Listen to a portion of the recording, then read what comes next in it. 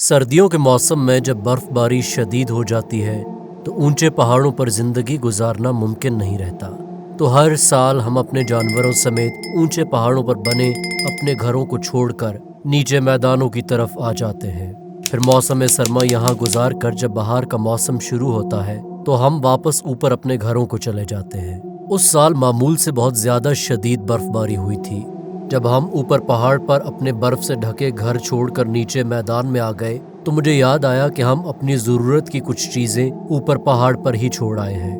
میں اگلی صبح سویرے ہی اوپر واقع اپنے مکان کی طرف چل پڑا، لیکن کسی وجہ سے جلدی وہاں سے نہ نکل سکا۔ جب میں نے دیکھا تو شام ڈھل رہی تھی۔ مجھے معلوم تھا کہ میرے نیچے پہنچنے سے پہلے ہی رات ہو جائے گی۔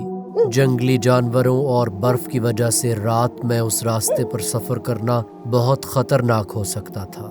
میں نے رات اوپر گھر میں ہی گزارنے کا فیصلہ کر لیا۔ میں نے کچھ خشک لکڑیاں جمع کر کے آگ جلا لی تاکہ سردی سے بچا رہوں۔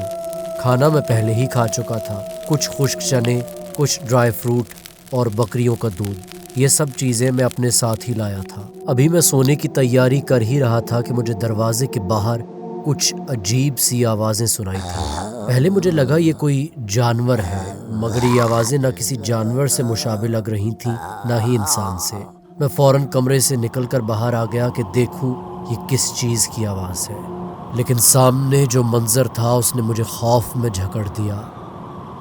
میرے سامنے برفانی ڈھلوان پر ایک بلند قامت سایہ کھڑا تھا۔ اس کے جسم پر گھنے بھورے بال تھے، قد انسانوں سے کہیں لمبا، مگر چال ایسی جیسے کوئی انسان آہستہ آہستہ حرکت کر رہا ہو۔ اس کا آدھا چہرہ انسان اور آدھا بندر لگ رہا تھا، اور لمبے لمبے بازو گھٹنوں تک جھکے ہوئے۔ اس نے ایک لمحے کے لیے مجھے غور سے دیکھا، جیسے پہچاننے کی کوشش کر رہا ہو کہ میں کون ہوں۔ پھر ایک بھاری آواز جیسی گرج نکالی۔ میرے قدم زمین میں دھس گئے اور سانس رک گیا، لیکن پھر اچانک اس نے منہ دوسری طرف کیا اور اوپر پہاڑ کی چوٹی کی طرف بھاگ گیا، جیسے وہ بھی مجھ سے خوف زدہ ہو۔ یہ تھی برہمانوں کے ساتھ میری پہلی ملاقات۔ تب میری عمر صرف 20 سال تھی اور اب میں 60 کا ہنسا بھی عبور کر چکا ہوں، لیکن اس ملاقات کی دہشت اب تک میرے دل میں موجود ہے۔ یہ کہانی وادی آلائی سے تعلق رکھنے والے رحیم گل نے ایک اخباری نمائندے کو سنائی۔ آج ہم بات کریں گے اسی نیم انسانی نیم حیوانی مخلوق کی، ایک ایسی مخلوق جو پاکستان کے شمالی پہاڑی علاقوں میں اونچے پہاڑوں پر رہتی ہے۔ آج ہم بات کریں گے برہمانو یا ایپ مین آف پاکستان کی۔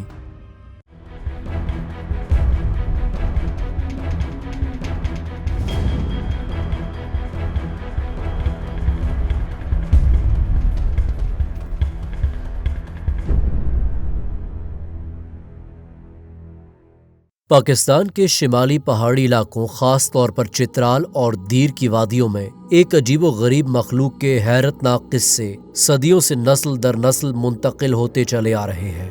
ایک ایسا جاندار جو نہ مکمل انسان ہے نہ مکمل جانور۔ کوئی اسے جنگلوں کا بھوت کہتا ہے، کوئی انسانی نسل کے ارتقاء کی ایک ایسی کڑی جو اب تک بچی ہوئی ہے، اور کچھ لوگ اسے محض ایک کہانی، ایک افسانہ قرار دیتے ہیں۔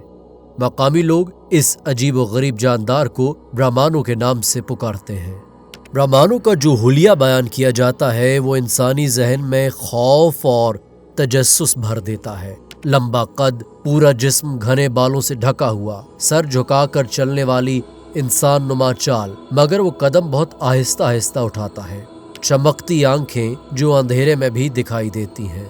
کچھ عینی شاہدین کہتے ہیں کہ اس کی آنکھوں میں انسانوں جیسی چمک ہوتی ہے، جیسے وہ ہمیں پہچانتا ہو اور ہمیں سمجھتا ہو۔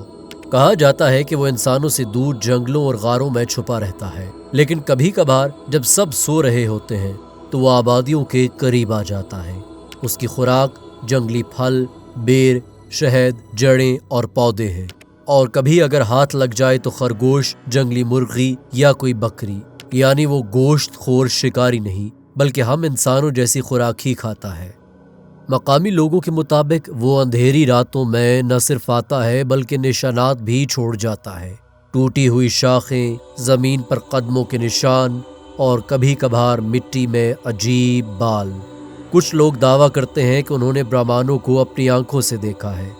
چترال کے علاقے ارندوں سے تعلق رکھنے والے کسان نے قسم کھا کر کہا کہ رات کے وقت کھیتوں سے گزرتے ہوئے اس نے ایک سایہ دیکھا جو لمحوں میں درختوں کے پیچھے غائب ہو گیا۔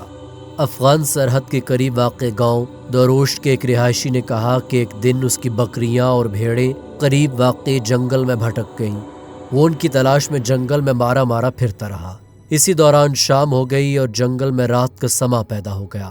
اچانک اس نے غار کے قریب ایک عجیب و غریب خراہٹ جیسی آواز سنی، مگر یہ آواز نہ انسانی نہ کسی جانور کی، بلکہ ایک ایسی آواز تھی جیسے کوئی جانور انسانی زبان میں بات کرنے کی کوشش کر رہا ہو۔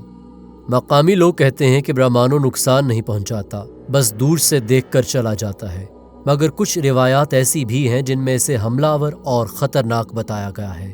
کچھ مقامی روایات کے مطابق وہ مردوں کو نقصان نہیں پہنچاتا، لیکن عورتوں اور بچوں کو اٹھا کر لے جاتا ہے۔ اسی حوالے سے چترال سے تعلق رکھنے والے ایک شخص نے ایک عجیب و غریب واقعہ سنایا۔ وہ کہتے ہیں غالباً 1965 کے وسط کی بات ہے۔ پورے چترال میں گوریلا نما ایک مخلوق نے دہشت پھیلا رکھی تھی۔ پورے گاؤں رات بھر جاگ کر پہرا دیتے۔ اس گوریلے کے متعلق عجیب و غریب کہانیاں مشہور تھیں کہ وہ سامنے سے فوراً غائب ہو جاتا ہے۔ کوئی کہتا کہ دشمن کے فوجی گوریلے کی کھال پہن کر پاکستانی علاقوں میں جاسوسی کرنے آتے ہیں، لیکن زیادہ تر لوگوں کا یہی خیال تھا کہ یہ برہمانوں ہی ہے۔ سر شام ہی سارے گاؤں کے بچوں اور عورتوں کو ایک مکان میں جمع کر کے باہر سے تالا لگا دیا جاتا۔ باہر گاؤں کے مرد بندوقیں، کلہاڑیاں اور برچھے لے کر پہرا دیتے۔ کئی لوگوں نے اسے دیکھنے کا دعویٰ بھی کیا۔ وہ سال عجیب و غریب خوف میں کٹا۔ اس طرح کے بے شمار واقعات ہیں جو مقامی لوگ بیان کرتے ہیں۔ پاکستان میں 2 پاؤں پر چلنے والے انسان نما مخلوق کی پہلی باقاعدہ تلاش 1987 سے 1990 کے دوران ایک ہسپانوی ماہر حیوانات جارڈی میگارنر نے کی، جو فرانس میں مقیم تھے۔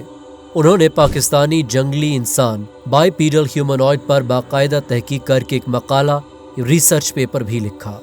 1990 کی دہائی میں انہوں نے برہمانوں پر مزید تحقیق کی۔ انہوں نے 50 عینی شاہدین کے بیانات جمع کیے۔ تحقیق کرنے والی ٹیم نے ان لوگوں کو جنہوں نے برہمانوں کو دیکھا تھا انہیں فاسل مین، ایپس، منکیز، ابورجنلز، ہوموپونگوئڈیز اور منیسوٹا آئس مین کی تصویریں دکھائیں۔ ان لوگوں نے ایپ لائک مین کی تصویریں دیکھ کر کہا کہ یہی برہمانو ہے۔ آج بھی جب سرد راتوں میں پہاڑوں پر ہوا چیختی ہے، جب جنگل میں خاموشی چھا جاتی ہے اور جب اچانک کوئی سایہ حرکت کرتا ہے، تو وادی کے لوگ سوچنے پر مجبور ہو جاتے ہیں، کیا وہ برہمانو تھا؟ کیا وہ اب بھی ان پہاڑوں میں زندہ ہے، یا وہ صرف ہمارے خوف اور تخیل کا کھیل ہے؟ شاید جواب کبھی نہ ملے، مگر اتنا ضرور ہے کہ برہمانوں کی کہانی آج بھی زندہ ہے۔ وہ آج بھی لوگوں کو حیران کرتا ہے، ڈراتا ہے اور سوچنے پر مجبور کرتا ہے کہ اس دنیا میں کتنا کچھ ایسا ہے جو ابھی تک ہماری آنکھوں سے اوجھل ہے۔ اگر ویڈیو پسند آئی ہو تو لائک کریں، سبسکرائب کریں اور بیل نوٹیفیکیشن آئیکن کو پریس کر دیں۔ ملتے ہیں کسی اگلی ویڈیو میں کسی اور انسالوڈ مسٹری کے ساتھ۔